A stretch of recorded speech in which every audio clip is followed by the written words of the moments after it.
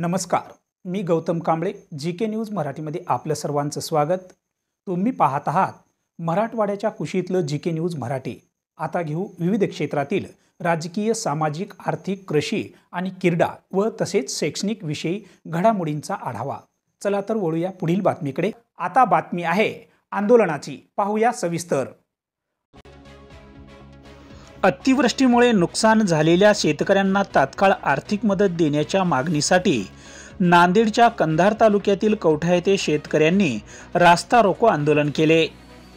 नांदेड ते बिदर राष्ट्रीय महामार्ग शेतकऱ्यांनी जवळपास तासभर रोखून धरला।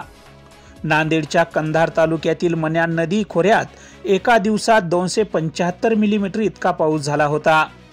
हा पाऊस शासकीय नुकसान निकषाच्या 3 पट जास्त पडला। या पावसामुळे शेती पिकांचे प्रचंड नुकसान झाले। त्यासोबतच अनेक शेतकऱ्यांची शेती खरडून गेली आहे। NDRFच्या निकषानुसार मिळणारी मदत अत्यंत तोडकी असणार आहे। त्यामुळे शासनाने खरडून गेलेल्या शेतीसाठी हेक्टरी 1 लाख रुपये, पूरबाधित शेतकऱ्यांसाठी हेक्टरी 50,000 रुपये, अतिवृष्टीने पिकाचे नुकसान झालेल्या शेतीसाठी हेक्टरी 30,000 रुपयाची मदत देण्याची मागणी यावेळी शेतकऱ्यांनी केली आहे। यासोबतच शासनाने शेतकऱ्यांची संपूर्ण कर्जमाफी देखील करावी आणि अतिवृष्टीमुळे घरांची पडझड झालेली आहे अशा कुटुंबांना तात्काळ आर्थिक मदत देण्याची मागणी यावेळी शेतकऱ्यांनी केली आहे। या रास्ता रोको आंदोलनात शेतकरी मोठ्या संख्येने सहभागी झाले होते।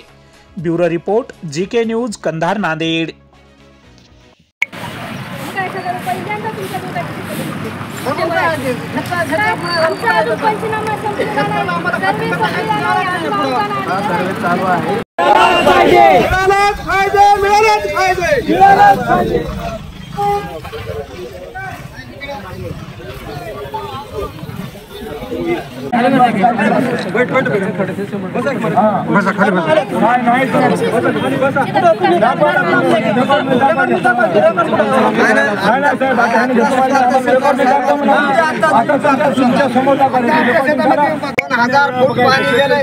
आमचं वय 60 झाले, अजून एवढं पाणी नदीला आलं नव्हतं। 62ला बी आलं नव्हतं साहेब।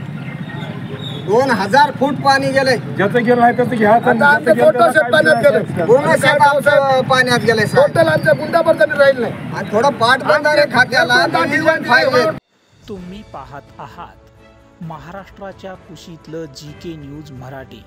सात जनतेची, भूमी महाराष्ट्राची।